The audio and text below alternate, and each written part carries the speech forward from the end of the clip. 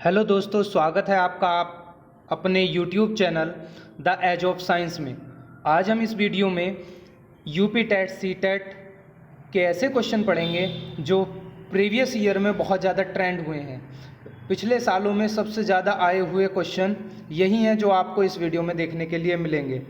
तो हम स्टार्ट करते हैं अपनी क्वेश्चन की सीरीज़। हमारा पहला क्वेश्चन है, कान की हड्डियाँ कितनी होती हैं? जो हमारे कान होते हैं यानी कि मनुष्य के कान होते हैं उसमें कितनी हड्डियाँ होती हैं?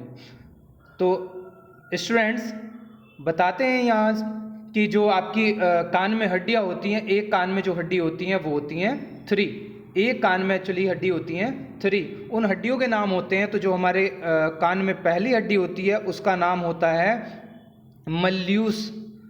उसका नाम होता है मल्यूस, MALLEUS। मल्यूस पहली हड्डी होती है। दूसरी जो कान में हड्डी होती है वो कौन सी होती है? Incus, INCUS। सेकंड हड्डी को क्या बोलते हैं? इनकस। और थर्ड जो हमारे शरीर की सबसे छोटी हड्डी होती है उसको बोलते हैं स्टेप्स, STAPES, स्टेप्स। ये हमारे शरीर की सबसे छोटी हड्डी होती है जो कान में पाई जाती है। तो हमारे कान में, एक कान में 3 हड्डियाँ होती हैं। पहली होती है मल्यूस, दूसरी होती है इनकस, तीसरी होती है स्टेप्स। इस प्रकार हमारे एक कान में 3 हड्डियाँ होती हैं और दोनों कानों को मिलाकर जो हड्डियों की संख्या हो जाती है हमारी, वो जाती है 6। अगर पूछा जाए आपसे कभी क्वेश्चन कि हमारे शरीर की सबसे बड़ी हड्डी कौन सी होती है, तो सबसे बड़ी हड्डी हमारे शरीर की कौन सी होती है? जो थाई पर होती है, जांग की हड्डी, उसको क्या बोलते हैं? उसको बोलते हैं फीमर। फीमर हमारे शरीर की सबसे बड़ी हड्डी होती है और स्टेप्स हमारे शरीर की सबसे छोटी हड्डी होती है जो कान में पाई जाती है। Next question, question number 2।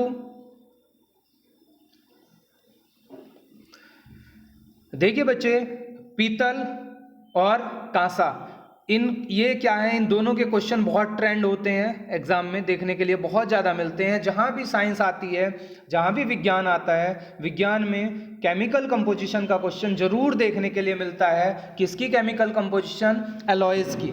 Alloys को हम क्या बोलते हैं? मिश्र धातु।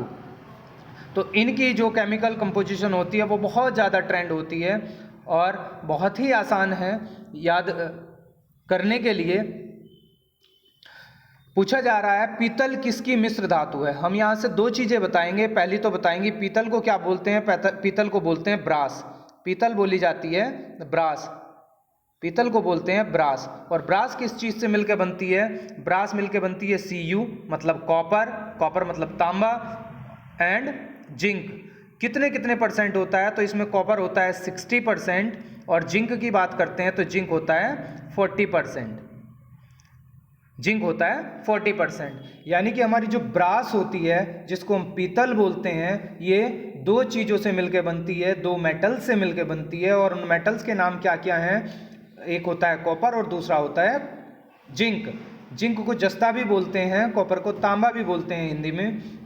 कितने कितने परसेंट होती हैं? 40% कॉपर, 40% जिंक एंड 60% कॉपर। यहीं से एक और ट्रेंडिंग क्वेश्चन है, वो है ब्रोंज का। ब्रोंज मतलब कांसा। क्या बोलते हैं? कांसा। कांसा का क्वेश्चन यहाँ से। कांसा में क्या क्या होता है? तो कांसा में कॉपर होता है और क्या होता है आपका? टिन होता है। Copper and tin. कितना कितना परसेंट होता है? कॉपर जो होता है आपका यहाँ होता है 90% और ये होता है आपका 10%। तो ये हमारे ट्रेंडिंग क्वेश्चन है। TET, UP TET, C TET या कोई भी स्टेट टेट जो होता है उसमें मिश्र धातु पर मतलब एलॉयज़ पर क्वेश्चन जरूर देखने के लिए मिलता है। तो यहाँ आपका जो ऑप्शन सही रहेगा, क्योंकि कॉपर और जिंक इसका आंसर सही है, तो यहाँ आंसर सही आपका हो जाएगा बी, क्योंकि कॉपर और जिंक ऑप्शन बी में ही है, जस्ता और तांबा। नेक्स्ट क्वेश्चन, वीडियो का थर्ड क्वेश्चन, ट्रेंडिंग क्वेश्चन है बेटा ये भी। लाफिंग गैस का रासायनिक नाम क्या है? पहली बात बच्चे यहाँ से देखते हैं कि रासायनिक नाम हमेशा कोई ना कोई पूछा जाने वाला है आपसे। लाफिंग गैस, टीयर गैस, ऐसे ही करके कोई ना कोई पूछ लिया जाता है आपसे नेम। तो जब भी लाफिंग गैस आए तो लाफिंग गैस का जो फॉर्मूला होता है, लाफिंग गैस का फॉर्मूला होता है N2O, और N2O को जो बोलते हैं हम बोलते हैं नाइट्रस ऑक्साइड। N2O का नेम होता है नाइट्रस ऑक्साइड। तो यहाँ से आपका ऑप्शन कौन सा सही होगा? ऑप्शन होगा यहाँ से डी सही, नाइट्रस ऑक्साइड। नेक्स्ट क्वेश्चन पर चलते हैं बच्चे।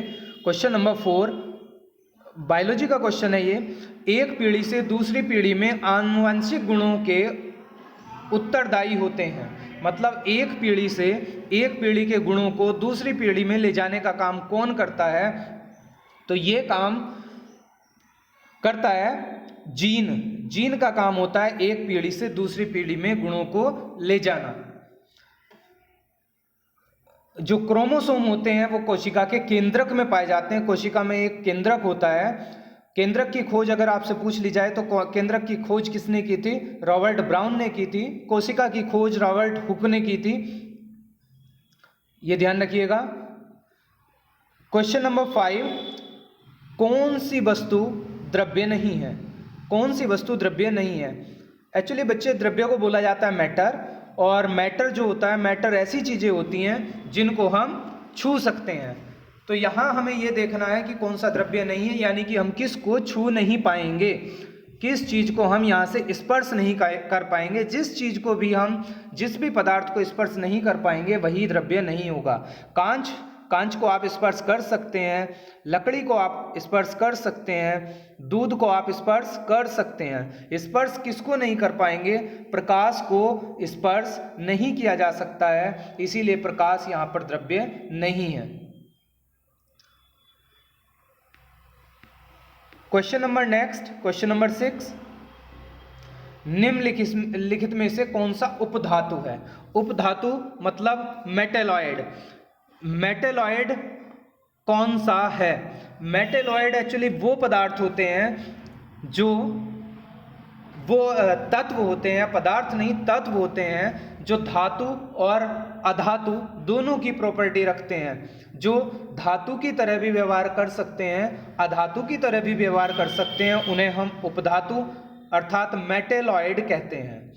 मेटेलॉइड अगर पीरियोडिक टेबल में हम देखते हैं तो आपको 6 मेटेलॉइड देखने के लिए मिलेंगे। उनमें से कौन सा है? एक आर्सेनिक है। सोडियम, आयरन और कॉपर की बात करते हैं तो ये आपके मेटल हैं। इनका एटॉमिक नंबर जो होता है, सोडियम के एटॉमिक नंबर की बात करते हैं, परमाणु क्रमांक की बात करते हैं तो 11 होता है, आयरन का 26 होता है, कॉपर का 29 होता है। ये इनके परमाणु क्रमांक हैं। आर्सेनिक का 33 होता है, ये इनके परमाणु क्रमांक हैं। नेक्स्ट क्वेश्चन, थर्मोसेटिंग प्लास्टिक का उदाहरण है। थर्मोसेटिंग प्लास्टिक बच्चे हमारी जो होती हैं वो 2 तरह की होती हैं। पहली होती है थर्मोप्लास्टिक, दूसरी होती है थर्मोसेटिंग प्लास्टिक। थर्मोप्लास्टिक ऐसी प्लास्टिक होती हैं जिसमें हम क्या करें कि हमने उनका कंबशन कराया, मतलब उनको जलाया तो वो जलती रहेंगी, लास्ट में उनका हार्ड मास अवशेष नहीं बचेगा। हार्ड मास मतलब वो ऐसा अवशेष नहीं बचेगा कि लास्ट में हम किसी भी टेम्परेचर पर उनको जला ना पाएँ। ऐसा कौन करता है? ऐसा करती हैं थर्मोसेटिंग प्लास्टिक। थर्मो मतलब जैसे ही थर्मो मतलब हीट हम उनको देते हैं, यानी कि उनका कंबशन कराते हैं तो वो पहले जलती हैं, और जलने के बाद क्या होती हैं, एक ऐसी स्टेट में आ जाती हैं कि अब हम उन्हें कितना भी टेम्परेचर दे दें वो आगे नहीं जल पाएंगी, मेल्ट नहीं हो पाएंगी, हार्ड बन जाएंगी। थर्मोसेटिंग प्लास्टिक कौन से होते हैं? बेकेलाइट होता है। बेकेलाइट इसका सही ऑप्शन है। पॉलीथीन के साथ में ऐसा नहीं होता। पॉलीविनाइल क्लोराइड जिसे आप पीवीसी बोलते हैं उसमें भी ऐसा नहीं होता।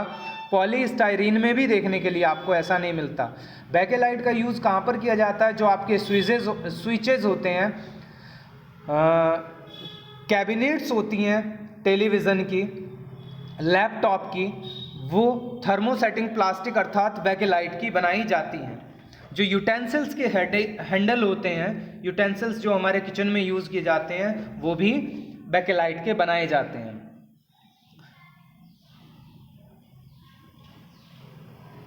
यूपी टेट की और सी टेट की साइंस पढ़ने के लिए हमारे चैनल को सब्सक्राइब करें, बेल आइकन को दबाएं ताकि आपको आने वाली वीडियो सबसे पहले मिले और आप अपनी तैयारी को एक अच्छे पथ पर ले जा सकें। नेक्स्ट क्वेश्चन, सीमेंट के उत्पादन में काम आने वाले कच्चे पदार्थ कौन कौन से हैं?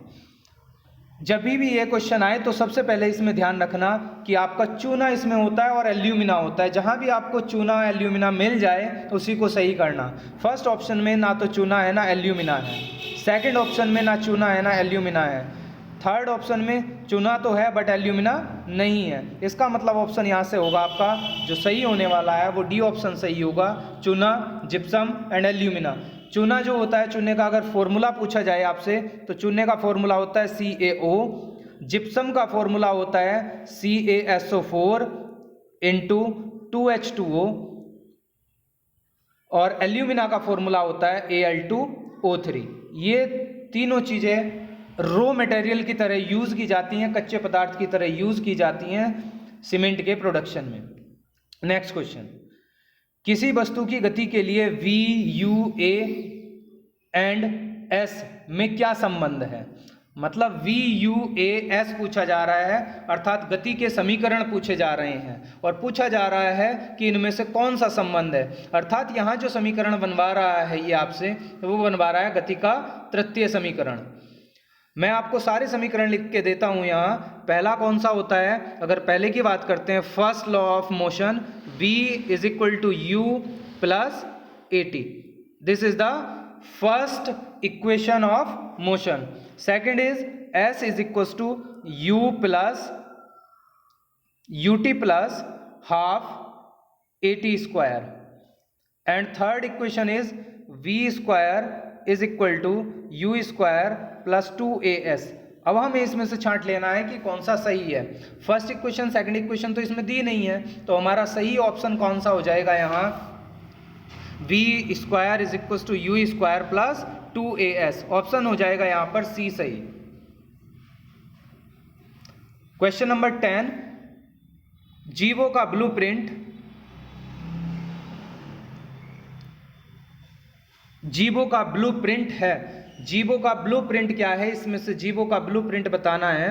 तो जीवो का ब्लूप्रिंट पहले यहाँ लिखा हुआ है ATP, DNA, जो ऑप्शन है हमारे RNA। सबसे पहले तो इनकी फुल फॉर्म बताते हैं। जो आपका ATP है इसको बोलते हैं adenosine triphosphate. Full form of ATP is adenosine triphosphate and the full form of DNA is deoxyribose nucleic acid, deoxyribo nucleic acid, RNA ribo nucleic acid. अब आपसे पूछा जा रहा है कि जीवो का ब्लूप्रिंट, जीवो का ब्लूप्रिंट कौन होता है? वो होता है DNA। क्वेश्चन नंबर 11 आपकी स्क्रीन पर 11 क्वेश्चन, निम्नलिखित कार्बनिक यौगिकों में से कौन से यौगिक सदृश्य श्रेणी के हैं? सदृश्य श्रेणी मतलब होमोलोगस सीरीज। यहां क्वेश्चन बोल रहा है कि कौन सा होमोलोगस सीरीज बनाता है। होमोलोगस सीरीज क्या होती है? होमोलोगस सीरीज होती है दो ऐसे कंपाउंड जिनमें CH2 का डिफरेंस हो। क्वेश्चन की ऐसी सीरीज जिनमें CH2 का डिफरेंस हो होमोलोगस सीरीज कहलाती है। अब इसको हम ऑप्शन से चेक करेंगे किनमें CH2 का डिफरेंस है। फर्स्ट ऑप्शन को देखेंगे तो यहाँ भी C2H6, C2H6, तो CH2 का डिफरेंस नहीं हो सकता। सेकंड की बात करेंगे C2H6 और यहाँ पर CH4, यहाँ पर भी O, यहाँ पर भी O, सिंगल सिंगल O है। डिफरेंस कितने का है? CH2 का है, ये हो सकता है। अभी हम नेक्स्ट वाले को देखते हैं, C को, C2H6 O2 CH4O। यहाँ भी डिफरेंस CH2 का है बट CH2 का नहीं, CH2O का डिफरेंस है, क्योंकि फर्स्ट में देखें आप O डबल है और सेकंड में O सिंगल है, तो ये वाला नहीं हो सकता है, फर्स्ट वाला नहीं हो सकता है। लास्ट वाले को देखें तो लास्ट वाले में CH2 का डिफरेंस ही नहीं है।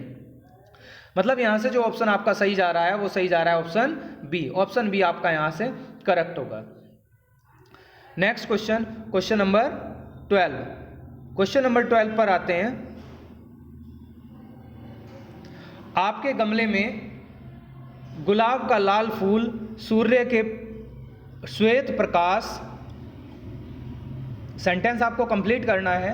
आपके गमले में लगा गुलाब का लाल फूल सूर्य के प्रकाश में हरा दिखाई देगा, काला दिखाई देगा, यहाँ छूटा हुआ है में हरा दिखाई देगा, काला दिखाई देगा, लाल रंग की किरणों का परावर्तन करता है, लाल रंग की किरणों का अपवर्तन करता है। अपवर्तन को बोलते हैं रिफ्रैक्शन और परावर्तन को बोलते हैं रिफ्लेक्शन। तो ये क्या करेगा? क्वेश्चन नंबर 12 में जो लाल रंग होता है, लाल रंग की किरणों का क्या करता है? परावर्तन करता है, मतलब रिफ्लेक्शन करता है। नेक्स्ट क्वेश्चन, सेल्सियस और फ़ारेनहाइट के मान किस ताप पर समान होंगे? फ़ारेनहाइट और जो सेल्सियस होता है, ऐसा कौन सा टेम्परेचर होता है जिस पर इनके दोनों के मान जो होंगे वो समान हो जाएंगे? तो एक फॉर्मूला बताते हैं जिससे इनको कैलकुलेट किया जाता है। Degree Celsius is equal to 5/9 Fahrenheit -32। ये एक फॉर्मूला होता है जिससे आप कैलकुलेट कर सकते हैं कि कौन से टेम्परेचर पर समान होंगे। जैसे कि हमने मान लिया कि डिग्री सेल्सियस और फ़ारेनहाइट दोनों x हैं, अगर दोनों की जगह वैल्यू x रख दी जाए, फ़ारेनहाइट की जगह भी x, डिग्री सेल्सियस की जगह भी x, तो आपका जो आएगा वो आएगा -40 डिग्री। -40 टेम्परेचर पर फ़ारेनहाइट और डिग्री सेल्सियस दोनों के दोनों इक्वल हो जाते हैं। नेक्स्ट क्वेश्चन नंबर 14, फ्यूज तार के लिए कौन सा कथन सत्य है? फ्यूज तार जो लगाए जाते हैं हमारे, उनके लिए कौन सा कथन सत्य है? फ्यूज तार के लिए बताएं आपको कि जो प्रतिरोध होता है, सबसे पहली बात तो प्रतिरोध क्या होना चाहिए? प्रतिरोध अधिक होना चाहिए। तो जहां भी प्रतिरोध अधिक वाला, कम वाला ऑप्शन मिल रहा है वो गलत हो जाएगा। प्रतिरोध कम वाला आंसर गलत हो जाएगा। जैसे हमारा ऑप्शन फर्स्ट हमारा गलत होगा क्योंकि प्रतिरोध कम है, यहाँ भी प्रतिरोध कम है।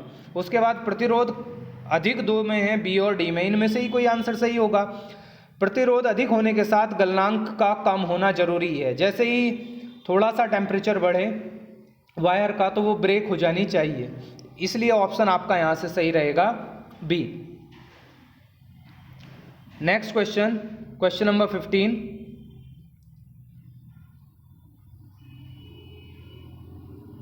क्वेश्चन नंबर 15 कह रहा है परमाणु में किसकी संख्या समान होती है? देखिए जो हमारा परमाणु होता है, पहले तो परमाणु की बात करें। सपोज दैट ये क्या है, कोई परमाणु है, तो परमाणु में एक होता है न्यूक्लियस। इस न्यूक्लियस के अंदर रहते हैं प्रोटॉन एंड न्यूट्रॉन।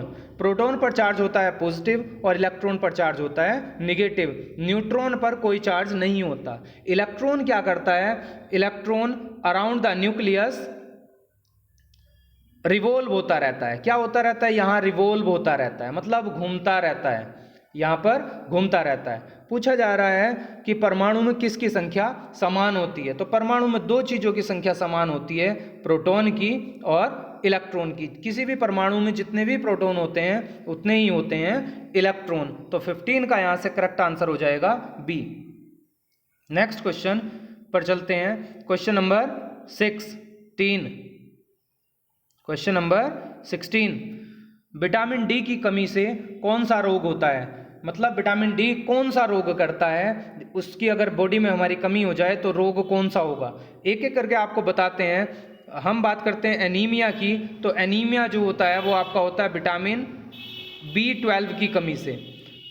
रतौंधी की बात करते हैं तो ये विटामिन ए की कमी से होता है। बेरी विटामिन बी की कमी से होता है, और विटामिन डी की कमी से होता है रिकेट्स, जिसको बोलते हैं सूखा रोग, ये कमी से होता है विटामिन डी की। तो यहाँ से आपका करेक्ट ऑप्शन होगा ए इज द करेक्ट आंसर। इनके कभी कभी केमिकल नेम भी पूछे जाते हैं। अगर विटामिन ए का नाम पूछा जाए तो इसका नाम होता है रेटिनॉल, केमिकल नेम रेटिनॉल। इनके केमिकल नेम पर एक वीडियो आपको बना के दे देंगे। बी का होता है थाइमीन, डी का होता है कैल्सीफेरॉल, और विटामिन B12 का होता है साइनोकोबालामिन।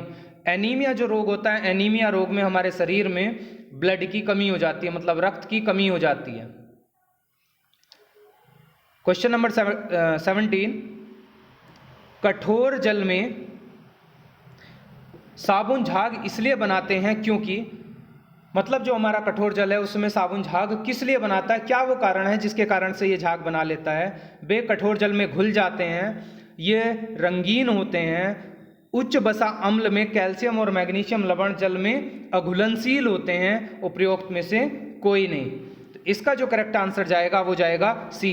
जो हायर फैटी एसिड्स होते हैं वो कैल्शियम और मैग्नीशियम के साथ क्या बनाते हैं, अघुलनशील मतलब इनसॉल्युबल सब्सटेंस के रूप में रहते हैं।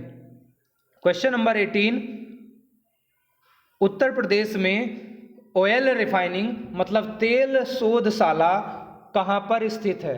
उत्तर प्रदेश में जो तेल की रिफाइनिंग की जाती है वो कहाँ की जाती है, तो इसके लिए आप ध्यान रखेंगे, याद रखने वाला क्वेश्चन है, मथुरा में इसकी रिफाइनिंग की जाती है। जो पेट्रोलियम की रिफाइनिंग की जाती है वो कहाँ पर की जाती है, मथुरा में की जाती है। मथुरा से एक और क्वेश्चन बनता है कि जो हमारे उत्तर प्रदेश में सबसे कम वर्षा होती है वो कहाँ होती है, तो इसका आंसर भी रहेगा मथुरा। फिर अच्छा बच्चों, दिमाग में एक क्वेश्चन आता है कि सबसे ज़्यादा वर्षा कहाँ होती है, तो सबसे ज़्यादा जो वर्षा होती है वो होती है योगी जी के ज़िले में। और योगी जी का ज़िला कौन सा है, पता है किसी को? योगी जी का ज़िला गोरखपुर। गोरखपुर में सबसे ज़्यादा वर्षा होती है।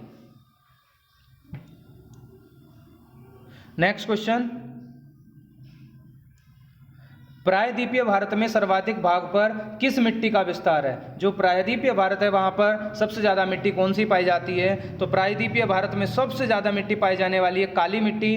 काली मिट्टी को कपासी मिट्टी भी मिट्टी भी कहते हैं, क्योंकि कपास की खेती जो की जाती है वो मोस्टली काली मिट्टी में की जाती है। लास्ट क्वेश्चन इस वीडियो का, भारत में लौह अयस्क के उत्पादन में प्रथम स्थान किस राज्य का है। मतलब लौह अयस्क उत्पादन में अग्रणी राज्य जो है वो कौन सा है, तो इसमें जो आंसर जाएगा वो जाएगा कर्नाटका के साथ। कमेंट करके बताइए आप लोगों को वीडियो कैसा लगा, और किसी भी क्वेरी के लिए हमें बिना झिझक के आप कमेंट कर सकते हैं, हम उसका तुरंत आंसर देंगे। जैसे ही हम देंगे आपकी प्रॉब्लम को दूर करेंगे। आपकी प्रॉब्लम हमारी प्रॉब्लम है, और विज्ञान की किसी भी समस्या के लिए आप हमें कमेंट करके बता सकते हैं, और बता सकते हैं कि आपको वीडियो कैसा लगा। अगर आपको वीडियो अच्छा लगा तो वीडियो को शेयर करें, चैनल को सब्सक्राइब करें, और खुश रहें, मुस्कुराते रहें, और अपनी तैयारी को आगे बढ़ाते रहें। जय हिंद, जय भारत, धन्यवाद।